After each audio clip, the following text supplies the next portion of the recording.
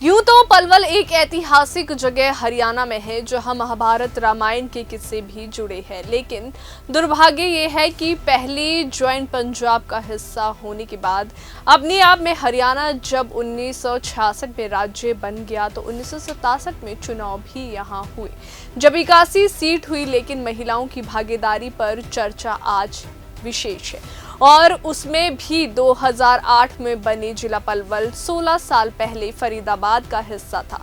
सभी जिला स्तरीय काम भी हुए, लेकिन जिला बनने के बाद पलवल भी और पहले भी पलवल वंचित रहा, तो केवल नारी के अधिकार से जिस पर किसी ने चर्चा नहीं की। अब ये चर्चा इस वजह से भी जरूरी है कि 1 अक्टूबर को विधानसभा चुनाव होंगे। फिर पलवल के इतिहास में ऐसी कौन सी वजह रही कि किसी महिला को यहां से विधानसभा का मौका नहीं मिला। हालांकि 2008 में पलवल जिला भी बन गया, लेकिन फिर भी स्थिति यही रही और जिला के इतिहास में अभी तक कोई भी महिला विधानसभा नहीं पहुंच पाई। राष्ट्रीय दलों कांग्रेस और बसपा ने मात्र एक बार हथीन से महिला को टिकट दी थी। इसके अलावा इनेलो ने पिछले विधानसभा चुनाव में पूर्व विधायक भगवान साहे रावत की पुत्र वधू रानी रावत को टिकट दी थी और आपको बता दी कि मगर किसी को भी सफलता हाथ नहीं लगी। इस बार विभिन्न पार्टियों से आधा दर्जन महिला अपनी दावेदारी जता रही है। उल्लेखनीय है कि महिला सशक्तिकरण का दम भरने वाली राष्ट्रीय पार्टियों ने कभी भी महिला उम्मीदवारों को महत्व नहीं दिया। इसका एक कारण जिला में महिलाओं की राजनीति में हिस्सा लेना भी कम है। हालांकि इस बार कुछ महिला उम्मीदवार भाजपा कांग्रेस इनेलो से अपनी दावेदारी जता रही है। हरियाणा में 1952 में पहली बार विधानसभा के चुनाव हुए थे। उस समय हरियाणा पंजाब का हिस्सा था और पलवल, होडल और हथीन विधानसभा सीट गुरुग्राम लोकसभा क्षेत्र में आती थी। 1966 में हरियाणा के गठन के बाद ये तीनों सीट गुरुग्राम में ही थी। अब तक 14 बार विधानसभा चुनाव हो चुके हैं। महिलाएं विभिन्न राजनीतिक दलों में 1987 से सक्रिय रूप से हिस्सा ले रही है और हर बार विधानसभा चुनाव में टिकट की दावेदारी भी करती है, लेकिन कोई भी महिला विधानसभा तक नहीं पहुंच पाई है।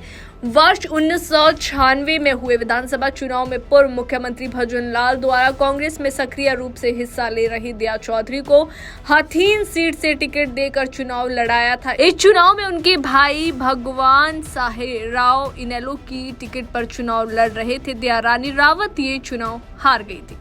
महिलाओं पर नहीं जताया जनता ने भरोसा। राष्ट्रीय दलों में वर्ष 1996 में कांग्रेस ने हथीन विधानसभा क्षेत्र से जिला पार्षद रही दया चौधरी को टिकट दिया था, मगर वे चुनाव नहीं जीत पाई।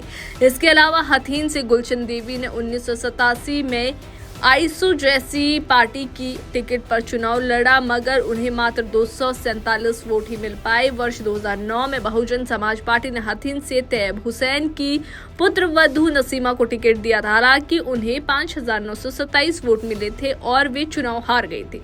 इसके अलावा पलवल विधानसभा क्षेत्र से पूर्व विधायक रहे रूपलाल मेहता की पुत्री चंद्रप्रभा ने 1982 में निर्दलीय चुनाव लड़ा था, मगर उन्हें सिर्फ 307 वोट मिले थे। इसके अलावा पलवल से ही 1996 में निर्दलीय प्रत्याशी के रूप में बिमला देवी ने भी चुनाव लड़ा था। उन्हें निर्दलीय के रूप में सिर्फ 39 वोट ही मिल पाए थे। इस बार आधा दर्जन महिला टिकट की दावेदार। इस बार के विधानसभा चुनाव में विभिन्न पार्टियों से कई महिलाएं अपनी दावेदारी जता रही है। हथीन विधानसभा सीट पर कांग्रेस की महिला जिला अध्यक्ष सविता चौधरी और भाजपा से पूर्व महिला जिला अध्यक्ष रश्मि सहरावत अपनी दावेदारी जता रही है। वहीं इनेलो से पूर्व विधायक भगवान साहे रावत की पुत्र वधू रानी रावत अपनी दावेदारी जता रही है। रानी रावत पिछली विधानसभा भी इनेलो की टिकट पर लड़ी थी, मगर उन्हें मात्र 1828 मत प्राप्त हुए थे।